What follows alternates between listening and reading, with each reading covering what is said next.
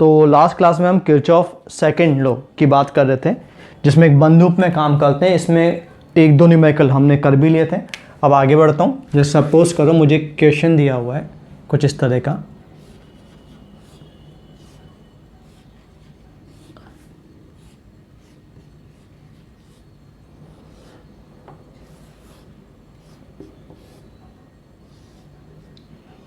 ये 10 वोल्ट है, ये 5 वोल्ट, ये 2 ओम, ये 1 ओम और ये 3 ओम। अब मुझसे पूछा गया ये 2 ओम में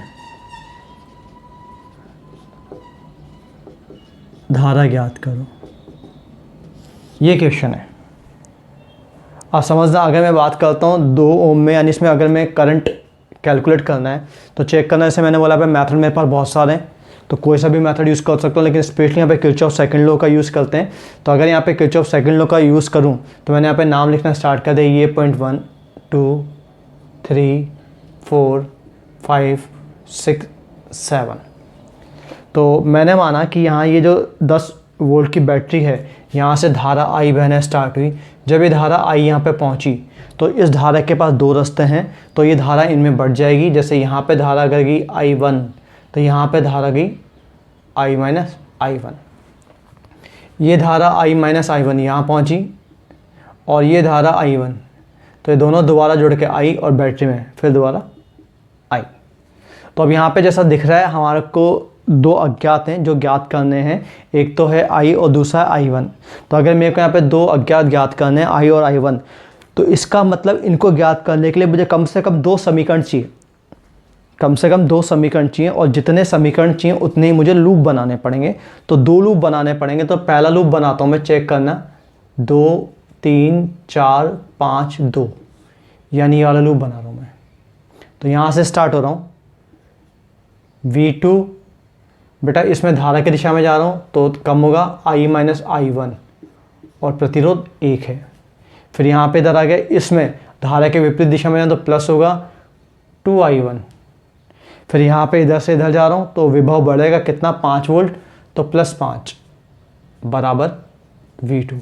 और चेक करो इसको, अगर चेक करोगे तो ये आ गया तुम्हारे पास 3I1 माइनस I,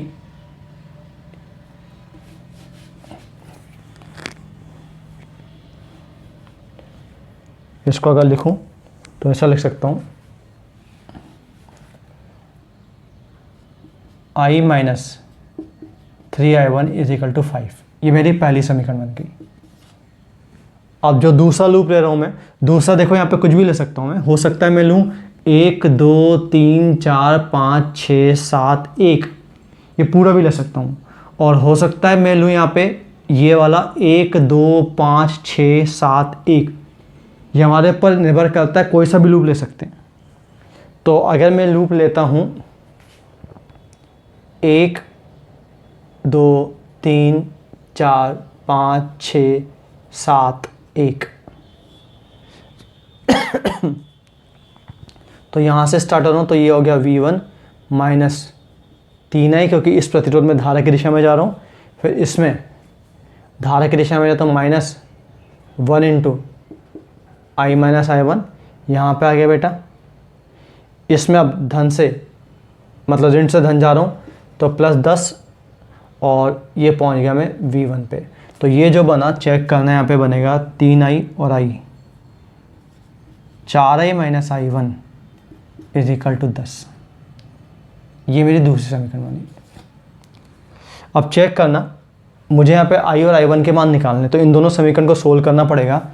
तो एक काम करता हूँ, ऊपर वाली समीकरण को तो मैंने लिखा ऐसा कैसा, I minus I1 sorry I minus 3I1 is equal to 5। इसको 3 से गुणा करता हूँ तो 12I minus 3I1 is equal to 30। इसको नीचे लिख रहा हूँ बेटा, I minus 3I1 is equal to 5। अब एक काम करता हूँ, इसमें से घटा देता हूँ, ये घटाऊँ तो ये तो गया, तो कितना हुआ 11I इज इक्वल टू 25। तो I का मान 25/11 आ गया बेटा। और जैसे आई का मान 25/11 आया जैसे आई का मान 25/11 आया, मेरे पास I1 भी आ जाएगा। तो इस मेथड से हमने सोल्व कर तो लिया, पर जैसा मैंने कहा था, जो मैं कह रहा हूँ कि जब जब हम यहाँ पे किरचॉफ सेकंड लॉ का यूज़ करते हैं तो हमारी कैलकुलेशन और काम थोड़ा सा बढ़ जाता है। कारण ये है कि यहाँ पे इक्वेशन बनाने पहले लूप बनाएंगे, फिर इक्वेशन को सोल्व करेंगे। तो यहाँ पे जितने ज़्यादा अननोन होंगे, जितने ज़्यादा अज्ञात होंगे, उतना ही काम हमारा बढ़ता जाएगा। जबकि इसी को अगर हम अपने दूसरे मेथड से बात करें, जो मैं तुम्हें पहले समझा चुका हूँ, तो चेक करना, यहाँ पे हमारा काम ईजी और आसान हो जाएगा। अब दूसरे मेथड की बात करता हूँ। हम मेथड जो समझ चुके हैं, जो मैंने कहा था कि इस मेथड से जब जब करेंगे हमारा काम आसान होगा, उस मेथड की बात कर रहा हूँ। तो सुनना आराम से। अगर मैं बोलता हूँ ये 0, तो ये 10 होगा, ये भी 10 हुआ, ये 0, ये 0। अब मैं यहाँ का विभव नहीं लिख पाता, यहाँ का x बोल दूँ तो ये भी x, ये हुआ x - 2। तो चेक करना, अगर यहाँ पे संधि का नियम लगाऊँ तो इसमें बहने वाली धारा अगर I1 बोल दूँ, इसमें बहने वाली धारा अगर I2 बोल दूँ, और इसमें बहने वाली धारा I3 बोल दूँ, तो संधि के नियम अनुसार किसी भी संधि पर धारा का बीजगणितीय योग 0 होता है। तो चेक करना, मैं लिखूँगा I1 + I2 + I3 0 होना चाहिए। अब I1 की वैल्यू, I1 ये रहा बेटा, तो क्या लिखूँगा x - 10/3। I2 की वैल्यू ये रहा, क्या लिखूँगा बेटा इसके स्वरूप विभवांतर, x - 2 - 0/2। I3 ये रहा, इसके लिए x - 0/1 = 0। चेक करना, यहाँ पे अगर एलसीएम लूँगा तो एलसीएम आएगा 3, सॉरी एलसीएम आएगा 6। अगर 6 लूँगा तो ये आया 2x - 20 प्लस ये आया 3x - 6, और ये आ गया 6x = 0। तो 11x और ये -26 = 0 और x = 26/11। अब यहाँ पे चाहो तो धारा का मान कैलकुलेट कर सकते हो, यानी हर प्रतिरोध में धारा निकाल सकते हो बहुत आराम से। अब हमें यहाँ पे कैलकुलेशन हमारी कम हो गई, काम आसान हो गया। तो मेथड कोई सा भी यूज़ कर सकते हो, लेकिन ये वाला मेथड अगर हम यूज़ करते हैं तो हमें थोड़ा सा हमारे लिए काम ईजी हो जाता है, आसान हो जाता है बेटा। तो अब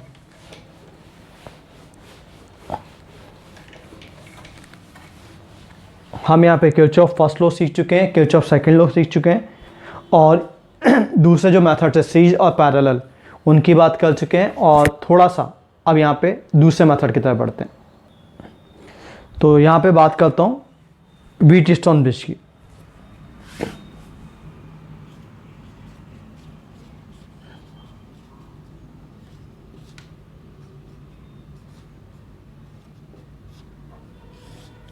बेटा यहाँ पे ये एक परिपथ होता है, इस परिपथ का नाम होता है व्हीटस्टोन ब्रिज। जैसे ये प्रतिरोध मान लो, मैंने बोला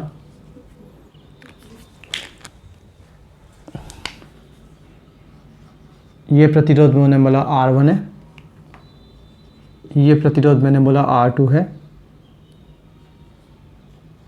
ये प्रतिरोध मैंने बोला R3 है, ये प्रतिरोध मैंने बोला R4 है, और ये प्रतिरोध है R5।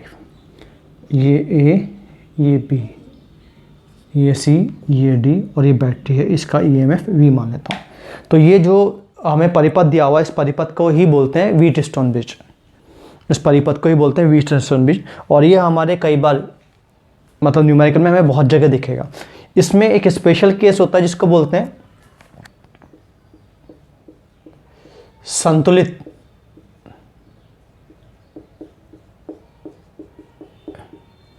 Wheatstone bridge. बेटा संतुलित व्हीटस्टोन ब्रिज जब बोलेंगे जब ये जो C और D का विभव है समान हो। तो यदि C तथा डी बिंदु का विभव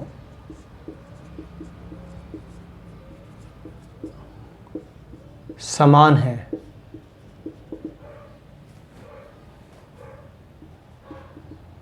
तो इसे संतुलित व्हीटस्टोन ब्रिज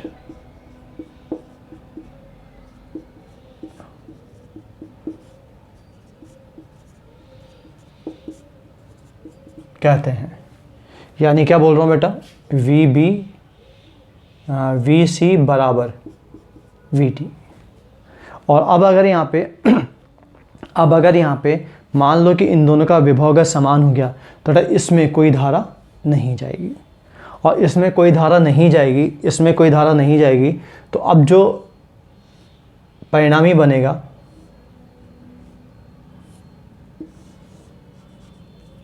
वो ये बनेगा, क्योंकि जिस प्रतिरोध में धारा नहीं जाती उस प्रतिरोध को हम सर्किट से, परिपथ से हटा देते हैं। ये बनेगा बेटा इसमें। तो R5 को हमने हटा दिया, पर ये जब होगा तभी ये चीज़ संभव है, पर ये होगा कब, इसकी बात करते हैं। हमें कैसे पता पड़ेगा, हम कैसे पता करेंगे कि ये संतुलित है, हम कैसे पता करेंगे संतुलित है। हमारे पास जनरली जब न्यूमेरिकल आते हैं तो मैक्सिमम न्यूमेरिकल संतुलित व्हीटस्टोन पे आते हैं। तो सबसे पहले बात करते हैं कि पता कैसे पड़ेगा कि संतुलित है। तो बेटा पता कैसे पड़ेगा संतुलित है, बहुत सिंपल है। बुक्स वगैरह में जो होता है उससे थोड़ा सा अलग वे में बात करूँगा। मैं यहाँ पे बोलूँगा यदि संतुलित है, यदि संतुलित है तो क्या होगा बेटा, क्रॉस मल्टीप्लाई, यानी यहाँ पे चेक करना R1 R3 और R2 R4 ये बराबर होने चाहिए। R1 R3 बराबर R2 R4 ये बराबर होंगे। और इसी को अगर आगे लिखूँ मैं तो आगे लिखूँगा, चेक करना R1 upon R2 is equal to R3 upon R4, R4 upon R3। Books वगैरह में क्या होता है, बुक्स वगैरह इसको जनरली PQRS बोलते हैं। जैसे मान लो इसको नाम दे दिया मैंने P, इसको नाम दे दिया मैंने Q, इसको नाम दे दिया मैंने R, उसको नाम दे दिया S। तो बुक्स वगैरह बोलते हैं ये अनुपात बराबर होना चाहिए, P अपॉन Q का अनुपात बराबर R अपॉन S का अनुपात। तो हम भी बात वही कर रहे हैं, सिर्फ बोलने का तरीका थोड़ा बदल दिया गया, बोलने का तरीका चेंज कर दिया गया है। तो यहाँ पे क्या बोलूँगा मैं, इस तरह से बोलूँगा R1 R3 यानी जो क्रॉस मल्टीप्लाई है अगर वो बराबर है तो संतुलित होगा। अब यहाँ पे हो सकता है दिमाग में ये आए कि आया कैसे, तो फटाफट समझा देता हूँ कि कैसे आया, किस तरह से आया। फिर इसके ऊपर न्यूमेरिकल करेंगे। हालांकि जैसा मैं बोल रहा हूँ इसके ऊपर न्यूमेरिकल बहुत आसान होते हैं। जैसे सपोज करना जो मेथड जो मैंने तुम्हें तक तरीका समझाया है, मैं उसी तरीके का यूज़ करते हुए इसको यूज़ करूँगा। बुक्स वगैरह में जनरली क्या होता है, किरचॉफ सेकंड लॉ से होता है। जैसे मैंने बोला किरचॉफ सेकंड लॉ का यूज़ करूँगा तो काम बहुत ज़्यादा बढ़ेगा। एक काम करता हूँ, इसको बोलता हूँ 0, इसको बोलता हूँ V, ये भी V हो गया, ये 0 हो गया। अब मान लो इस रेजिस्टेंस को, ये क्योंकि इन दोनों का विभव मैं बराबर बोल रहा हूँ, ये है V1 और ये है V1। अब चेक करना, मैंने बोला जब यहाँ से धारा गई तो बेटा यहाँ से धारा जाते समय इसमें मान लो धारा जा रही I, तो यहाँ धारा कितनी होगी I1, यहाँ धारा कितनी होगी I2। ऐसे सिमिलर यहाँ धारा कितनी, क्योंकि इसमें तो धारा जाएगी नहीं, इसको तो हटा दूँ यहाँ से। तो जो I1 धारा है, ये धारा I1 इधर आ गई और ये जो धारा I2 ये धारा इधर आ गई और दोबारा यहाँ पे कितनी धारा बन गई I। क्लियर बेटा? तो चेक करना। अब मैं बोलता हूँ कि यहाँ से यहाँ तक जो विभवांतर है क्या वो V माइनस V1 है बेटा। यहाँ से जैसे ये भी V आ गया तो यहाँ से यहाँ पे जा रहा हूँ तो विभवांतर यानी जो विभव पतन हुआ है, जो गिरा है, हमें पता है अगर धारा की दिशा में आता है तो विभव कम होता है। तो क्या मैं इसमें धारा की दिशा में जा रहा हूँ तो कितना कम हो गया V माइनस V1। V1 मैंने माना है और ये माना है कि दोनों का विभव बराबर है। तो चेक करना, अगर मैं करता हूँ v minus V one is equal to कितना कम होगा, I1 into R one, I1 into R one. और सिमिलरली इसी तरह से अगर मैं यहाँ से यहाँ भी आ रहा हूँ तो ये v है, ये v1 है, तो यहाँ से यहाँ तक भी कितना कम होगा, v माइनस वी वन। और क्योंकि इसमें भी मैं धारा की दिशा में जा रहा हूँ तो यहाँ पे क्या लिखूँगा, I into R, I2 into R four. अब ऐसे चेक करना, अब मैं अगर यहाँ से यहाँ आता हूँ, यहाँ से यहाँ आता हूँ तो सबसे पहले यहाँ पे इक्वेशन आ गई मेरे पास, एक बार यहाँ पे लिख देता हूँ, I1 R1 is equal to I2 R4, ये पहली इक्वेशन है। अब जब मैं यहाँ से यहाँ आ रहा हूँ तो इस प्रतिरोध में मैं धारा की दिशा में जा रहा हूँ तो कितना कम हो रहा है, चेक करना था। यहाँ का है V1, यहाँ का है 0, कितना कम हुआ, I1 into R2, I1 into R2। और यहाँ से यहाँ जाऊँगा तो फिर यहाँ का V1 है, यहाँ का 0 है, तो यहाँ पे भी कितना कम हुआ, V1 से 0। और क्या मैं इसमें धारा की दिशा में जा रहा हूँ, तो हाँ मैं इसमें धारा की दिशा में जा रहा हूँ, तो कितना कम हुआ, I इंटू आर। तो ये किसके बराबर हो गया बेटा, I2 इंटू R3। तो यहाँ से मेरे पास जो दूसरी समीकरण आई, I1 R2 is equal to I2 R3, ये दूसरी समीकरण है। अब मैं इन दोनों समीकरण को डिवाइड कर दूं, अगर दोनों समीकरण को डिवाइड कर दूंगा तो मेरे पास आया R1 अपॉन R2 बराबर R4 अपॉन R3। तो यहाँ पे बात वही है, बस मैंने उल्टा मान के काम किया है। जनरली बुक्स वगैरह में ऐसा होता है कि ये बोलते हैं अगर ये है तो यहाँ का विभव बराबर होगा। मैंने यहाँ पे क्या बोला कि अगर यहाँ का विभव बराबर कर दूं पहले तो ये सिद्ध कर दिया। तो बात वैसी है कि अगर इन दोनों बिंदुओं का विभव बराबर होगा, अगर इन दोनों के बिंदुओं का विभव बराबर होगा तो यहाँ पे जो कंडीशन निकल के आती है, जो शर्त आती है, वो आती है R1 अपॉन R2 बराबर R4 अपॉन R3। और फिर दोबारा बोलूँगा, याद रखने का इजी तरीका है बेटा, क्रॉस मल्टीप्लाई। तो क्रॉस मल्टीप्लाई से याद करेंगे तो हमारा काम आसान हो जाएगा। चलो आगे बढ़ते हैं, इस पर थोड़े से अब न्यूमेरिकल करते हैं, लेकिन हाँ उससे पहले एक छोटी सी बात और।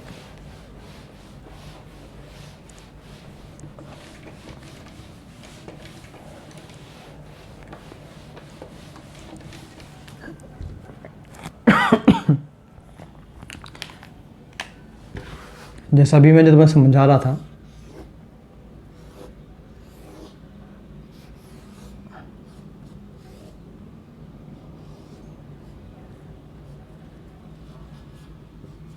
R1 R2 R3 R4 या R5 है बेटा। मैं इस फिगर में जैसे मान लो ये मेरा A है, ये मेरा है B, ये मेरा है C, ये मेरा है D। अगर मैं यहाँ पे बैटरी को और इसको R5 को आपस में इनके स्थान परिवर्तित कर दूँ, इंटरचेंज कर दूँ, तो परिपथ में कोई फर्क नहीं पड़ेगा।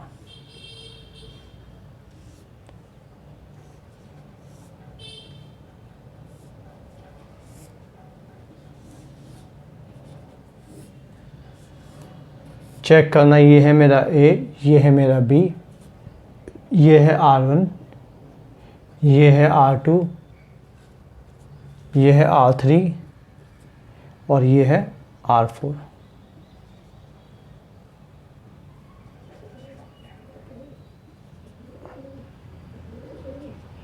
ये अब मैंने बोला कि बैटरी और इनको आपस में स्थान परिवर्तित कर दूं, यानी बैटरी की जगह तो मैं लेके आ गया R5 और इसकी जगह बैटरी ले गया मैं R5 की जगह। तो यहाँ पे कोई परिवर्तन नहीं होगा, पहले भी मतलब इनको आपस में स्थान परिवर्तित कर दूं तो भी ये बैलेंस व्हीटस्टोन ही रहा। अगर मैंने इनके स्थान आपस में परिवर्तित कर दिए तो भी ये बैलेंस व्हीटस्टोन ही रहेगा। चलो अब थोड़े से 2-4 न्यूमेरिकल करते हैं इसके ऊपर, ताकि चीज़ हमें थोड़ी सी और क्लियर हो। जैसे मैंने बोला, जनरली 99% हमारे पास जो क्वेश्चन आते हैं वो बैलेंस व्हीटस्टोन के ज़्यादा होते हैं। हमारे पास जो जनरली न्यूमेरिकल आते हैं वो बैलेंस व्हीटस्टोन के ज़्यादा होते हैं। तो पहले बैलेंस व्हीटस्टोन के न्यूमेरिकल को समझेंगे, फिर अनबैलेंस की बात करेंगे। जैसे मान लो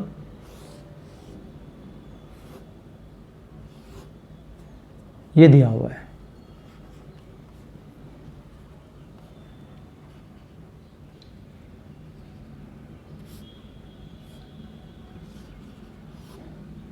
ये दिया हुआ है 4, ये है 5, ये 2, ये 10 और ये 20। ये है ए, ये है बी। तो सबसे पहले चेक करते हैं क्या बैलेंस बीट स्टोन है। तो चेक करना बेटा, चेक करने के लिए जैसे मैंने बोला क्रॉस मल्टीप्लाई करूँगा तो 4 × 5, 2 × 10, तो बैलेंस बीट स्टोन है। बुक्स में क्या होता है P/Q, P ये होता है, Q ये होता है, तो P/Q = R/S। अगर इससे बात करूँ तो चेक करना, ये होता है P यानी 4/2 = बात वही आएगी घूम फिर के। तो यहाँ पे बैलेंस बीट स्टोन है, तो बैलेंस बीट स्टोन है तो ये जो 20 ओम वाला प्रतिरोध है, अगर ये बैलेंस बीट स्टोन है तो जो 20 ओम वाला प्रतिरोध है, इस प्रतिरोध में कोई धारा नहीं जाएगी। और क्योंकि इस प्रतिरोध में कोई धारा नहीं जाएगी, तो अब यहाँ पे बेटा सबसे पहले मैं ये बोलूँगा कि इसको हटा दें। तो इसको अगर हम हटा देते हैं तो यहाँ पे जो फिगर बना उसमें ये दोनों श्रेणी क्रम में हो गए। तो बेटा ये कुछ ऐसा फिगर बना, ये 6, ये 15 और रिजल्टेंट 6 × 15/21, 6 × 15/21। तो इस प्रकार हम यहाँ पे बहुत आराम से चीज़ों को कैलकुलेट कर सकते हैं। बैलेंस बीट स्टोन सबसे आसान चीज़ होती है बेटा यहाँ पे। चलो अगले क्वेश्चन की तरफ बढ़ते हैं। मान लो हमें फिगर ऐसा दिया हुआ है,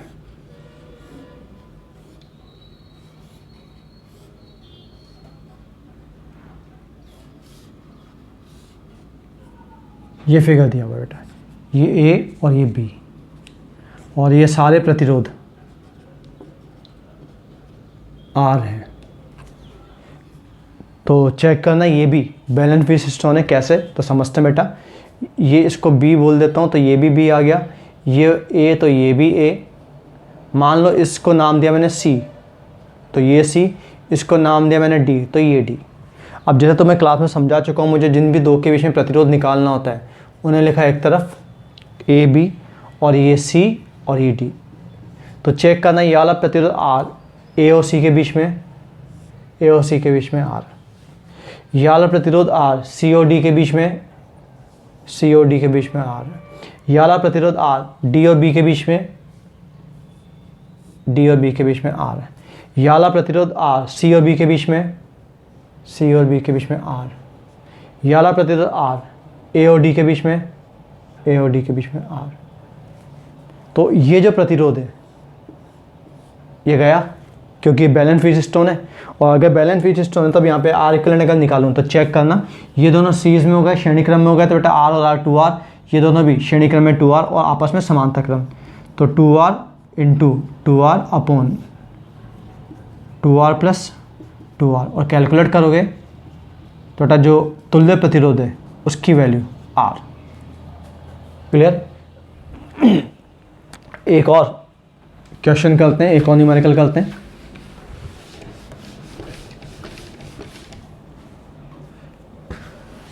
जैसे सपोज मान लो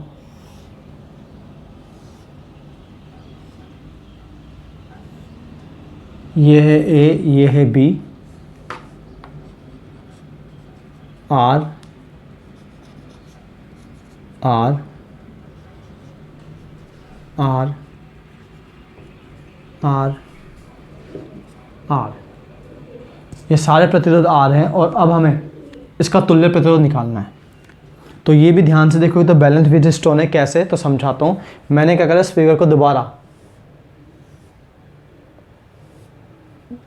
ड्रॉ किया,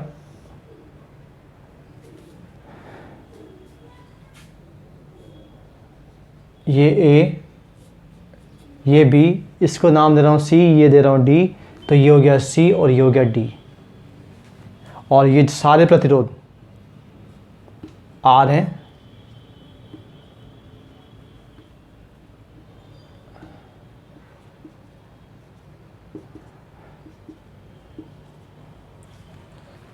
क्या किया बेसिकली मैंने, ये जो था इसको यहाँ से इधर गिरा दिया, ये ए को उठा के इधर गिरा दिया। अगर ए को उठा के इधर गिरा दो तो फिगर ये बनेगा, और फिगर ये बना तो चेक करें यहाँ बैलेंस व्हीट स्टोन है, तो इस वाला प्रतिरोध, ये वाला प्रतिरोध गया, और अगर ये वाला प्रतिरोध गया तो फिर दोबारा सभी प्रतिरोध का मान कितना है, आर, तो यहाँ पे आर इक्विवेलेंट का मान कितना हो जाएगा, आर। तो जनरली हमारे पास ज़्यादातर क्वेश्चन जो आते हैं वो आते हैं बैलेंस व्हीट स्टोन के, यानी संतुलित व्हीट स्टोन के। कभी कभार कुछ क्वेश्चन ऐसे होते हैं जहाँ पे असंतुलित व्हीट स्टोन होता है, तो उन्हें किस तरह से कैसे कैलकुलेट करते हैं ये हमें समझना है, क्योंकि उनमें या तो किरचॉफ सेकंड लॉ की बात करेंगे, उनमें या तो किरचॉफ सेकंड लॉ की बात करेंगे, या जो हमारा दूसरा मेथड है हम उसकी बात करेंगे। लेकिन यहाँ पे एक और चीज़ लेके आऊँगा जिससे हम उनको बहुत जल्दी सोल्व कर देते हैं, वो होता है स्टार डेल्टा। तो उसको यानी अनबैलेंस व्हीट स्टोन की बात करते हैं।